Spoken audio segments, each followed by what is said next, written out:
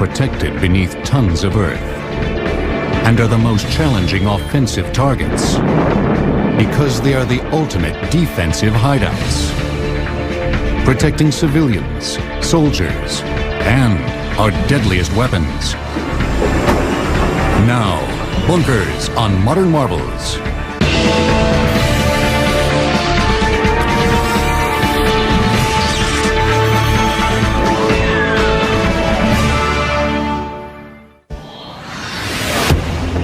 From indomitable fortified structures to secret hideaways buried deep beneath the ground, bunkers offer protection from one's enemies and the hope of a refuge in the face of unthinkable danger.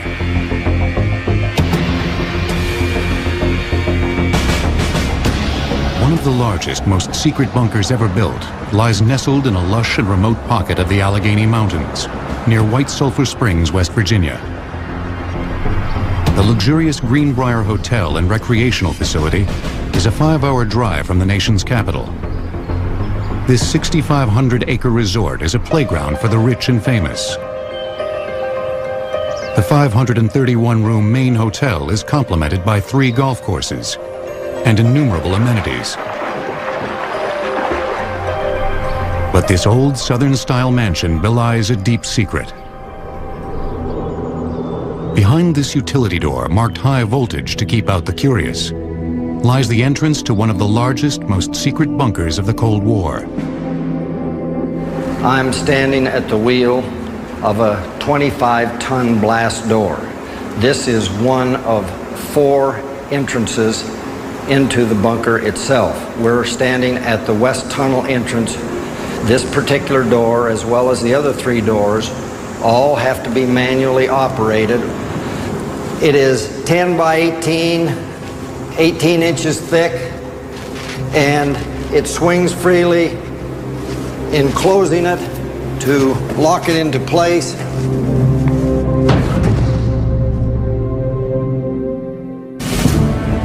This bunker was designed to protect not an individual or small group, but every member of the United States Congress in the event of a nuclear strike.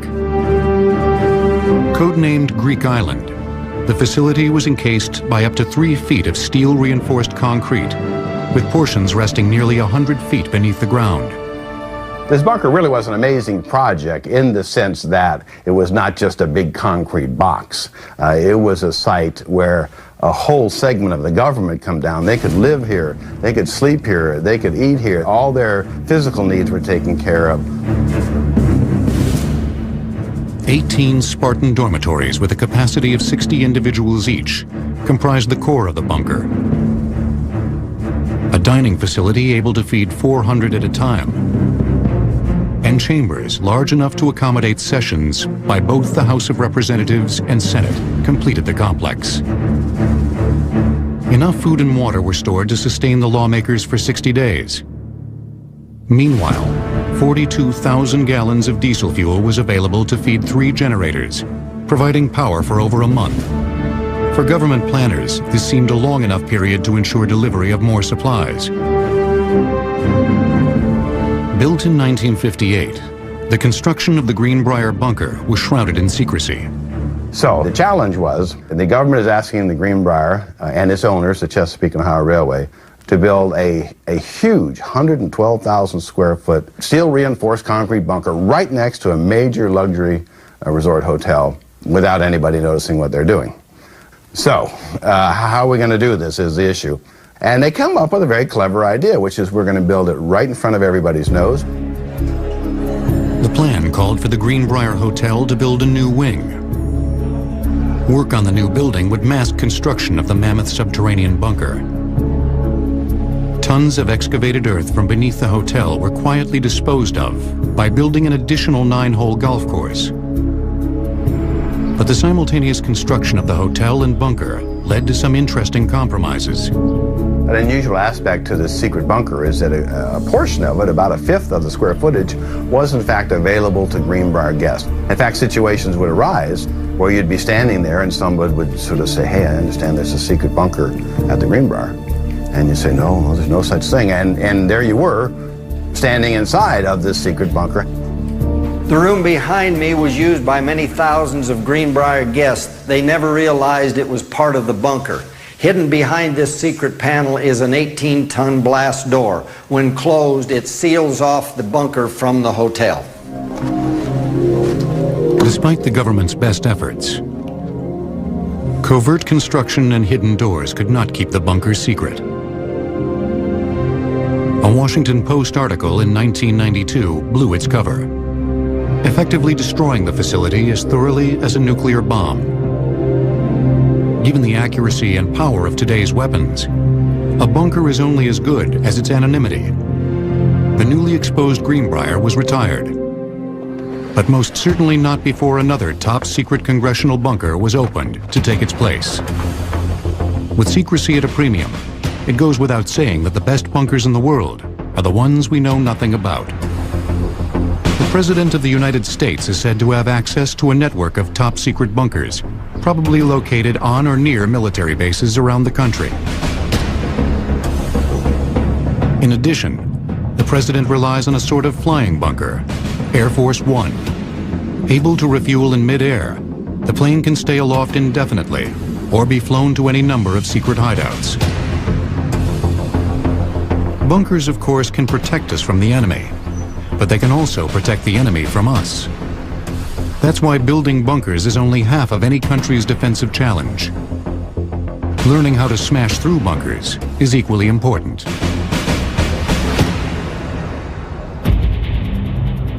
Beneath this desert landscape sits a state-of-the-art fortified defensive position, a military bunker. Safely hidden from sight, the bunker is built of concrete and reinforced steel and protected by tons of earth. But it is about to be utterly destroyed.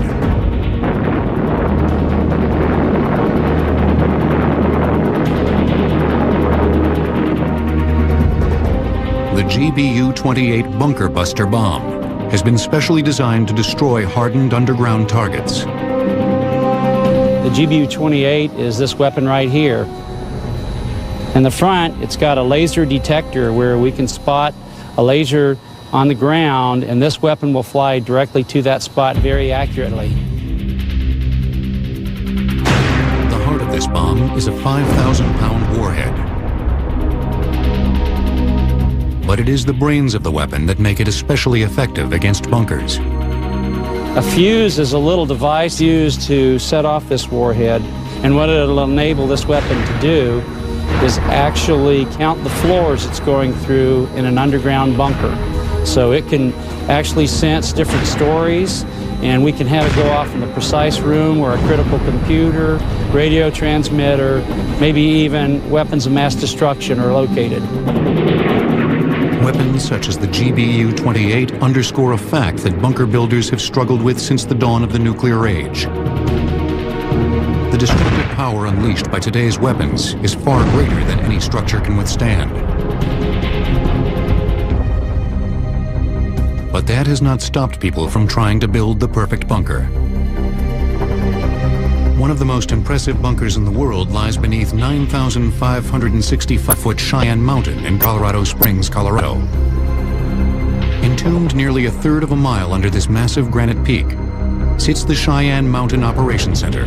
The reason that the United States established Cheyenne Mountain as a bunker was to create a central facility within which it could collect information initially about bomber attacks against the United States, hence it's named the North American Air Defense Command, NORAD, and later to warn the United States of an attack with ballistic missiles that presumably would have been launched from the Soviet Union. Built in 1966, Cheyenne Mountain was one of the deepest and best protected military bunkers on the planet. The facility was specially designed to withstand a near hit by a nuclear device. Shielded by the mountain, the 15-building complex was shock isolated on hundreds of 3-foot steel springs.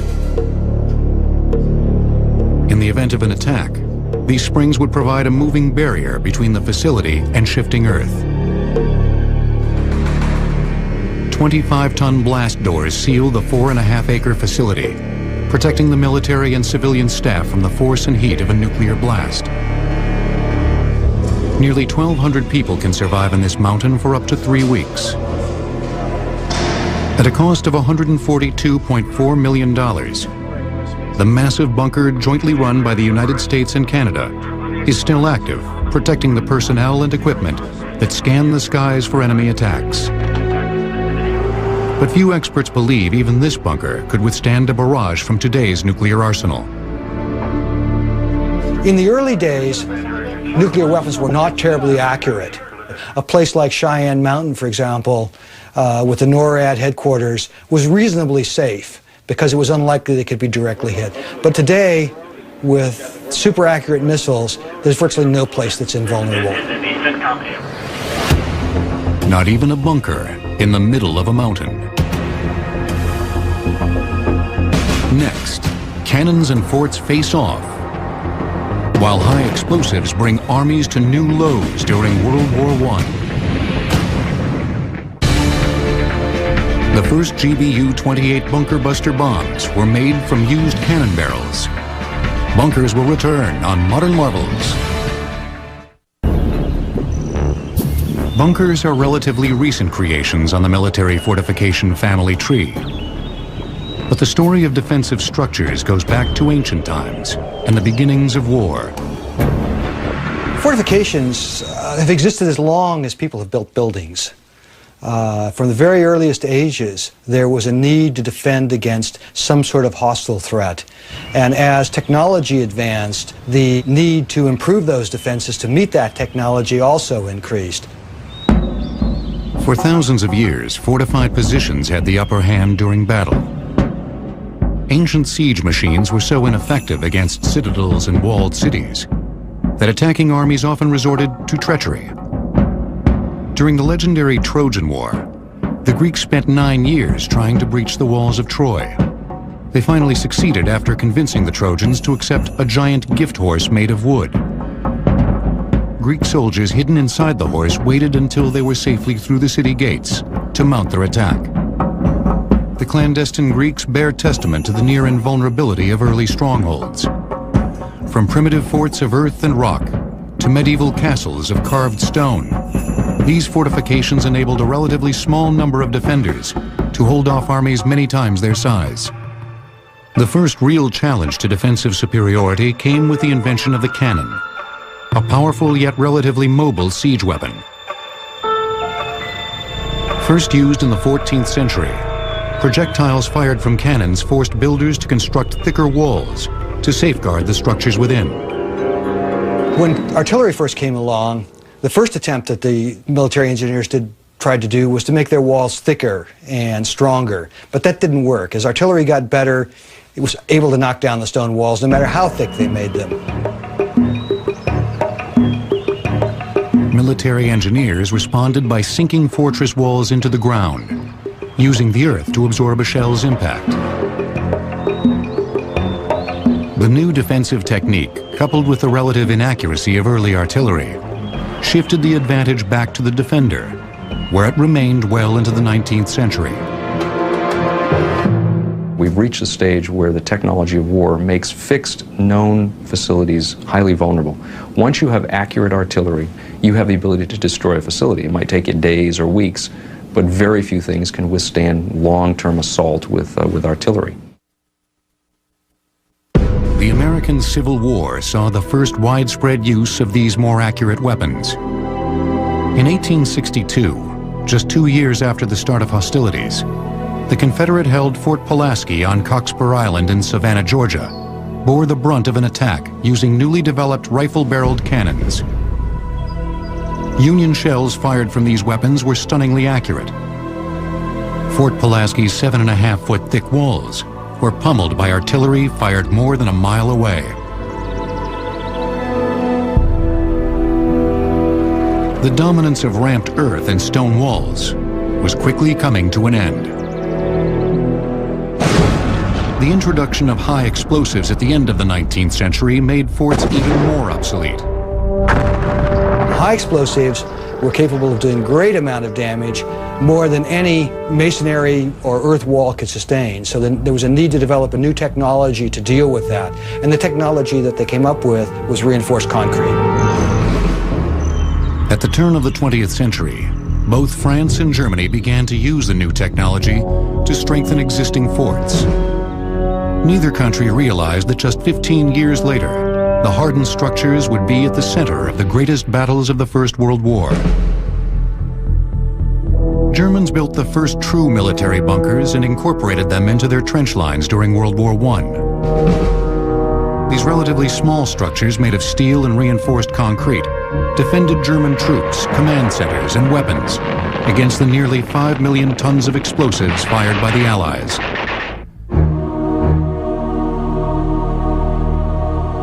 Here in the French countryside lay the remnants of a World War I concrete bunker.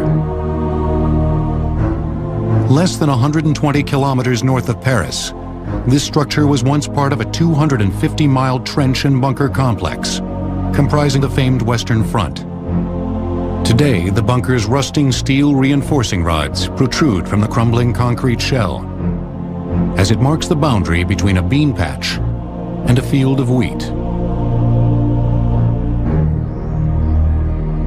During the war, machine gunners inside these bunkers were blinded by smoke and deafened by the sound of their weapons reverberating off the bare walls. But being inside the bunker was far preferable to being outside.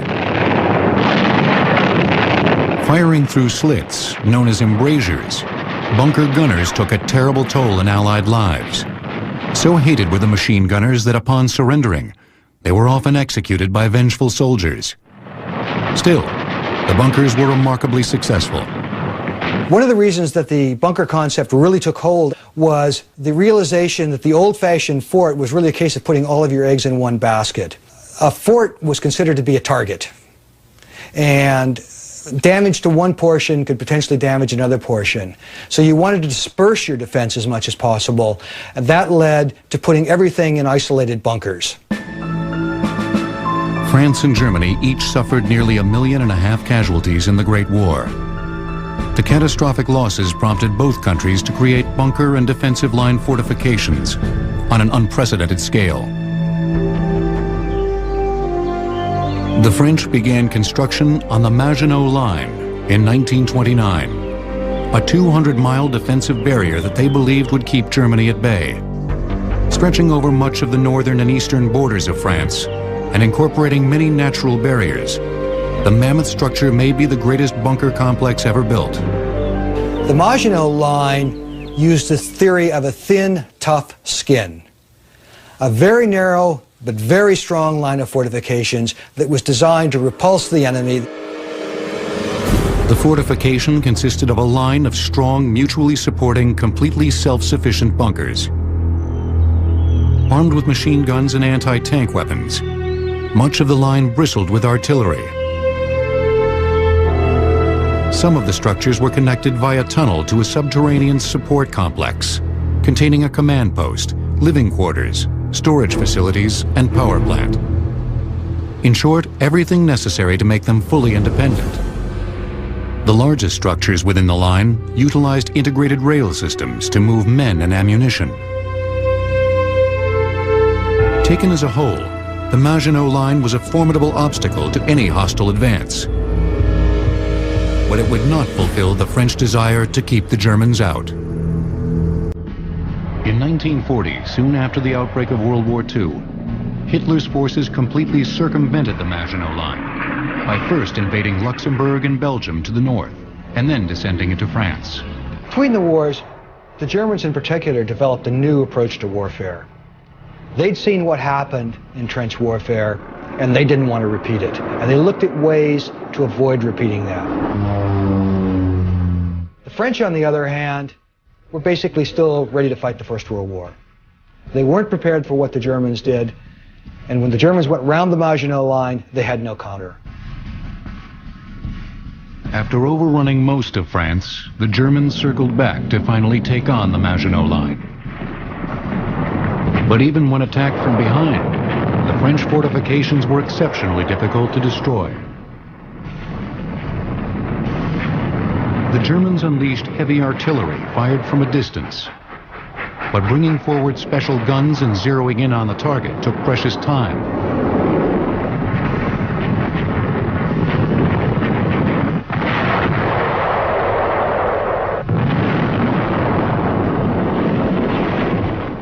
for the lightning-fast German war machine, the best offense against bunkers was infantry soldiers. The many different types of bunkers in the Maginot Line meant that no one textbook maneuver worked. Most plans involved first blinding the bunkers with flamethrowers, then moving in close to plant an explosive device known as a satchel charge.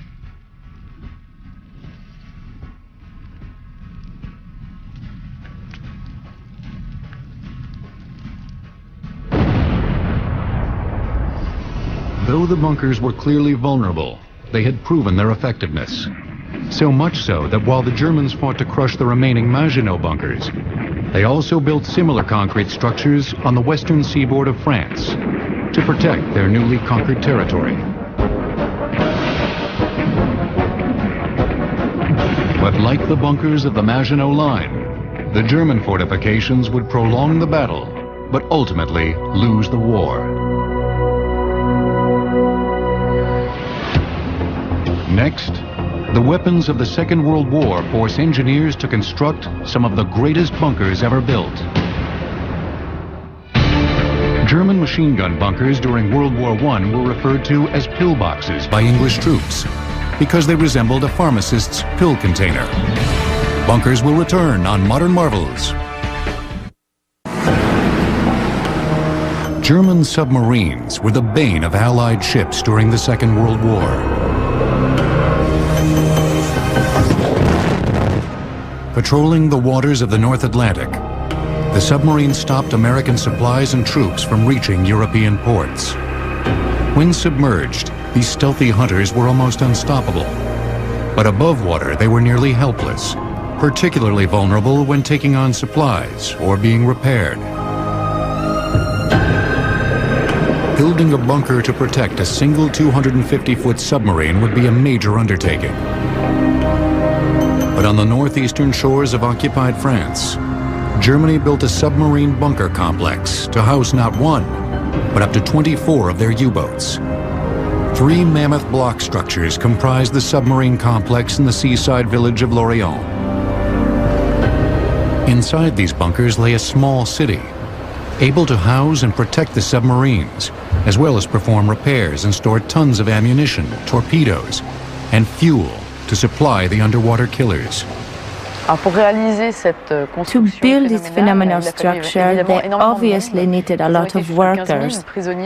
Nearly 15,000 prisoners labored for 2 years to build the base. Most of the labor went into constructing the roofs of the buildings. The bunker's ceilings were built of steel-reinforced concrete over 10 feet thick to protect against enemy bombs. The third and largest building has 2 roofs, making it nearly impenetrable. The first ceiling measures 3.5 meters thick and covers the entire building.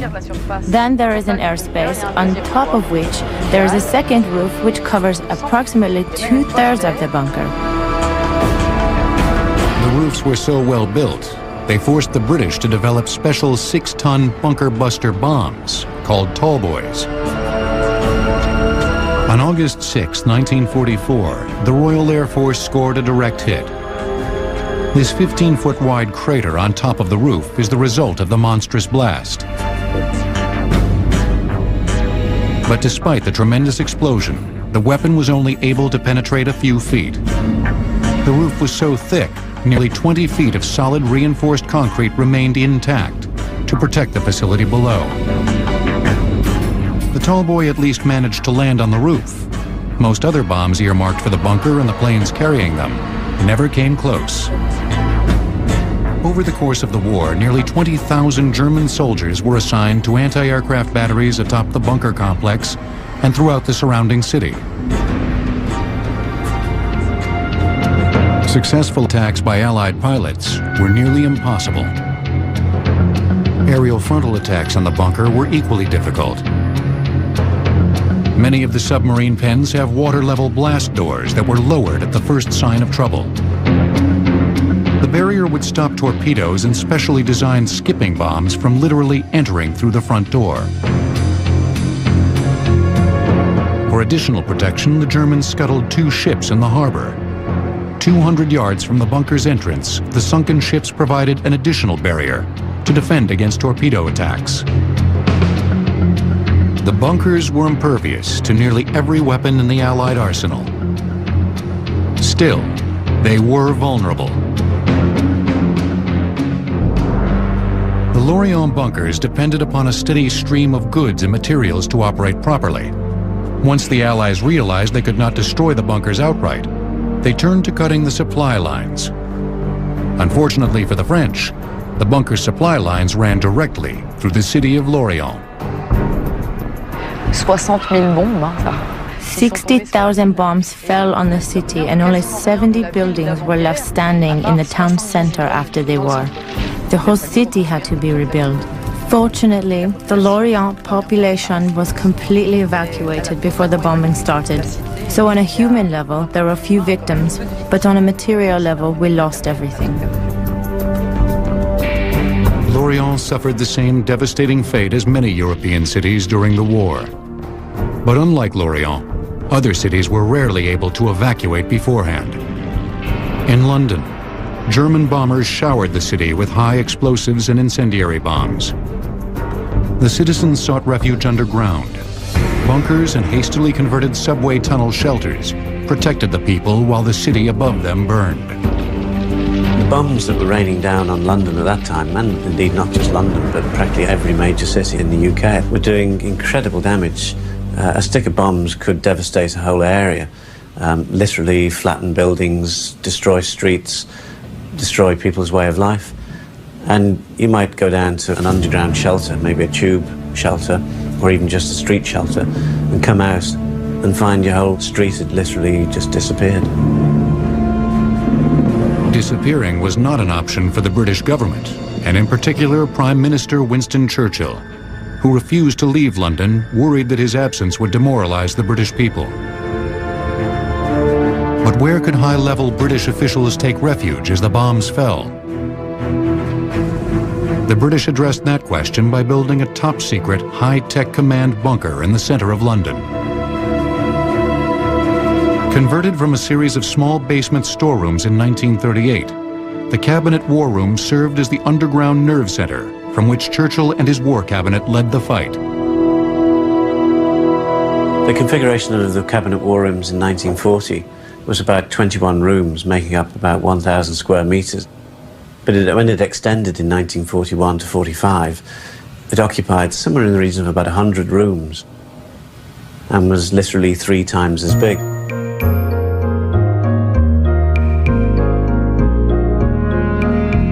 Located under the present-day Treasury building, the bunker is within walking distance of both Parliament and number 10 Downing Street. But it was chosen less for its size and location than for its strength. The building had a steel frame in it. Steel frame building technology was relatively new or even revolutionary at that time. It wouldn't necessarily stop a bomb, but it would hopefully withstand better if a bomb ever hit it. Unconcerned with aesthetics, British builders left these exposed steel girders visible in nearly every major room of the bunker. Oak joists shored up the smaller rooms and kept the ceiling from crashing down during bombing raids. I think the planners knew when it became a headquarters building that it wasn't, properly speaking, bomb-proof. But it was only at the end of 1940, so well into the bombing raids of the Blitz, which started in September of that year, that they finally began to install proper bomb-proofing. And what they put in was a layer of reinforced concrete, and quite the strongest concrete you can imagine, varying in thickness between about 5 and 10 feet, depending what it was covering. This cutaway in the ceiling reveals the thickness of the concrete as it rests upon the steel girder subframe. But it was not just the strength of this structure that made it such an effective command bunker. Behind this unassuming bathroom door lies one of the greatest technological secrets of the entire war. The war rooms were really Churchill's high-tech basement headquarters, and one of the highest high-tech items in it, I suppose, was the so-called transatlantic telephone. And it allowed the Prime Minister to talk to the President in complete secrecy. And it was, in effect, really the first direct secret hotline. So it was behind this humble door marked with a very basic toilet lock that some of the most secret and high-level conversations of the war were taking place. But not every secret associated with the cabinet war rooms was so diligently concealed. Cabinet War Room's code name, rather ironically, was number 2 Storey's Gate, which was its address. So I think if the Germans ever did find out about it, they had a pretty fair idea where it might be. The Germans expected Churchill to be rather deeper and rather further away from his normal premises than literally 10 feet underground, 100 yards from his official residence. On the other side of the war, Adolf Hitler too sought shelter in underground bunkers. These bunkers were the backdrops for some of the most dramatic events in the war. The Führer survived an assassination attempt after disillusioned German officers placed a bomb in his Wolfschanze bunker complex, which was located on the border between Poland and Germany. But the most infamous bunker in the world was constructed under the Chancellery building in the heart of Berlin.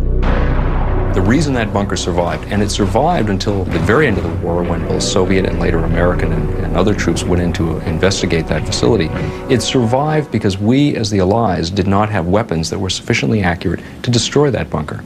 What we were doing is launching aircraft and conducting raids against that bunker, but bombs in World War II had accuracies measured in hundreds if not thousands of meters, and to destroy a hardened, deep underground facility or bunker, you have to have weapons that land directly on that facility, otherwise it'll survive forever. Though the structure survived the onslaught, Hitler did not, taking his own life inside the bunker on April 30th, 1945. With the defeat of Germany, America turned its full attention to the South Pacific and Japan. The death knell for the island nation arrived August 6, 1945. The atomic blast on Hiroshima killed nearly 100,000 people and forever changed the landscape of peace and war. Bunkers seemed pointless against the awesome power of a nuclear blast. Yet the terrible weapon would lead to a bunker building explosion, the likes of which the world had never seen. Next, frightened Americans dig in deep, while the Air Force builds bunkers to protect the deadliest of weapons. Winston Churchill's Cabinet War Room's bunker had many gadgets, including one of the first electric cigar lighters. Bunkers will return on Modern Marvels.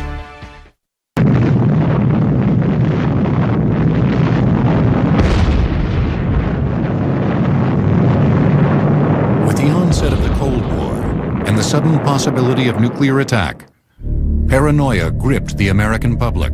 You might be out playing at home when the warning. Stop, drop, and cover became the survivalist mantra for an entire generation. The United States government did its best to allay the nation's fears. When danger threatened him, he never got hurt. He knew just what to do. Be sure and remember what Bert the Turtle just did, friends, because every one of us must remember to do the same thing. That's what this film is all about.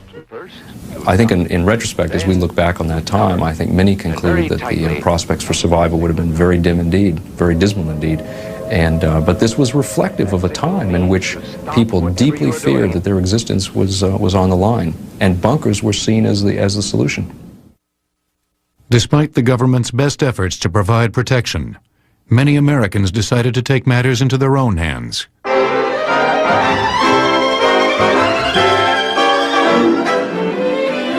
Backyard bomb shelters. The bunker for the man in the street became the rage. From basic store-bought models for less than $100 to specially built structures that cost as much as a house. Hey, isn't this nice? Well, Sir Ruth and I certainly can live in here very comfortably for at least 2 weeks. And you know, this room can be put to other uses as well. Yes, Walt. You could use this as an extra bedroom for company. As the United States came out of the Second World War, we had massive armies, we had developed nuclear weapons, we had crushed two enemies. Contrast that with the condition in the United States beginning in the 1950s when the Soviet Union in 1949 detonated a nuclear weapon. We now, for the first time in our history, faced absolute vulnerability. We never before had faced a time in which our survival, our existence, could be eradicated on the order of 30 minutes. And the reaction was to build bunkers throughout American society, both on the governmental level and the military level, as well as bunkers throughout American society, in many cases within residences. Wall Street analysts in the 1950s projected the bomb shelter business as a potential $20 billion industry. But this was a quiet building boom. The construction and subsequent storage of food, water, and supplies in underground shelters was performed secretly, not from fear of the Russians, but from fear of one's own neighbors, fighting for cover during a missile attack. Ironically, the best Cold War bunkers did not protect people from nuclear weapons, but instead protected the nuclear weapons themselves. Buried deep in the desert flatlands outside of Tucson, Arizona, sits one of the most advanced and potentially deadly bunkers ever built.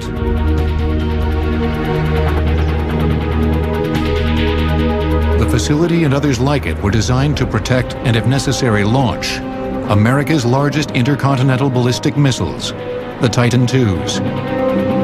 Built as a retaliatory weapon, the missile could be launched in less than 10 minutes by a two-man crew, operating deep within the facility. A Soviet missile sent to destroy the bunker would take just over half an hour to reach the site. By that time, the 103-foot Titan II would be thundering toward its Russian target. Constructed in the early 60s, the Titan II missile facility is comprised of a 146-foot deep silo and adjoining command center. The structure took nearly a year and a half to build and cost over $8 million.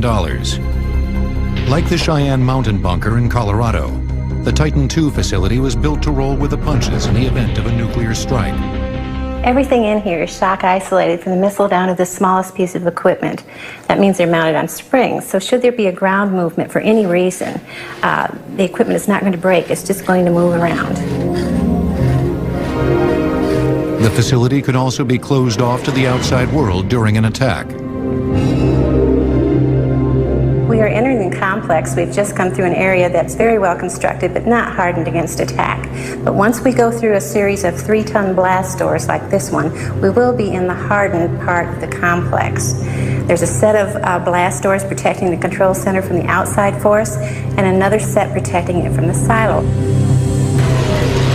But the largest door is not inside the bunker at all. It's on top. The enormous 740-ton sliding silo door could be opened in 27 seconds. When closed, the door shielded the facility to help the structure survive a near hit by a nuclear weapon. By 1963, no less than 54 Titan II missile sites were operational throughout the country, ready at a moment's notice to obliterate an enemy target. Ironically, despite their construction and secrecy, nearly all the missile sites were knocked out, though not by an enemy attack. 53 of them were dismantled as part of a mutual disarmament pact between the two superpowers. Today, the Arizona bunker is the last that remains in its original form. It now draws visitors as a National Historic Site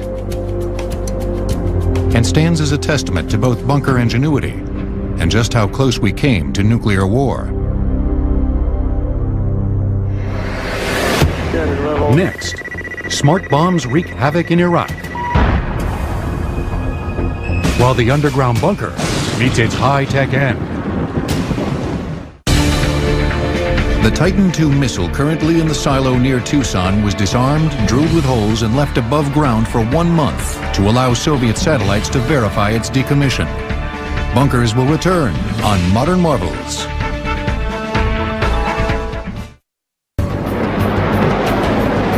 The Iraq War. As Operation Iraqi Freedom began, the Iraqis entrenched their forces to defend against the onslaught of U.S.-led coalition troops.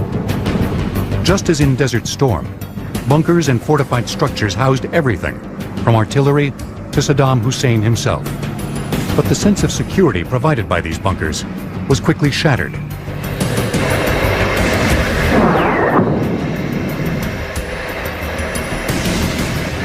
Dead and level. Smart bombs targeted and struck even the most secret of Saddam's hidden bunkers.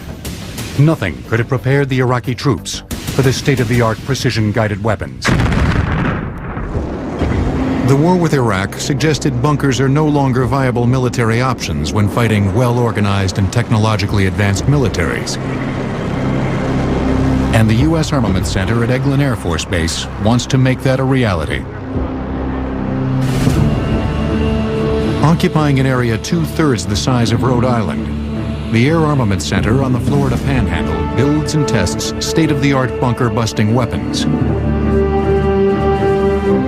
Here, test pilots and scientists are able to perfect the guidance and delivery systems for these bombs by dropping them as if in a real battle situation.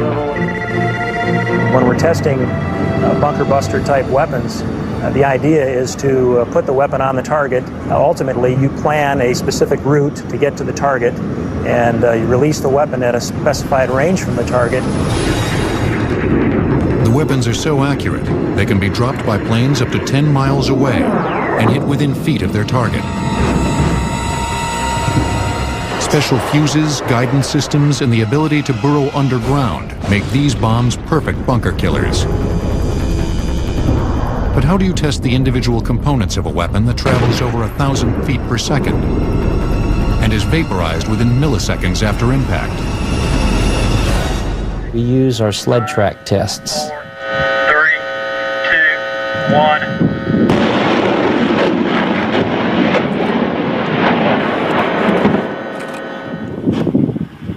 These sled tracks are like a railroad track going down for a long distance. We put rocket motors behind an actual bomb, and we have these things propelled down at the exact same speed that they would see when they hit the ground. At the end of the sled track, we build an actual bunker. We'll build it with the protection that we normally see in the ground. We have the hardened concrete, we have layers of dirt, and with that, what you can see is that we can test any of our warheads very effectively, just like it were flight tested.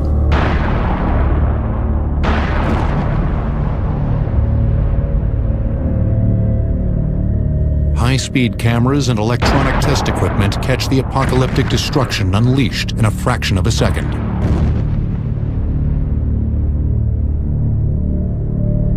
I do see a time when bunkers will no longer be a utility military protection, because we do have much more capable weapons in our inventory.